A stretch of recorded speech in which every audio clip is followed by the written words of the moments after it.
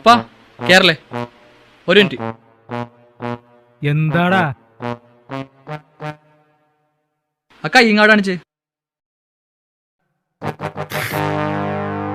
എന്തര പുള്ളി, ഇതിന് മധുരം പുളിയൊന്നും ഇല്ലത്. എന്റെ ഉപ്പ നക്കി കുടിക്കാനുള്ള സാധനമല്ല, അത് മറ്റേ വൈറസിനെ കൊല്ലാണ്ട് കയ്യുമ്പോ തേക്കണ സാധനമാണ്. കുടിച്ചും പോലെയുള്ള പിള്ളത്. പൊന്നെ ഇച്ചിരി കൂടി കൊണ്ടുതാ. മൊത്തം തേച്ചങ്ങട്, ആ കൈ മൊത്തം തേക്കങ്ങട്. ആ മതി, ഇങ്ങനെ മതിയോ? എന്റെ ഉപ്പ കേറാലാ. ആ കേറ്. പൊന്നെ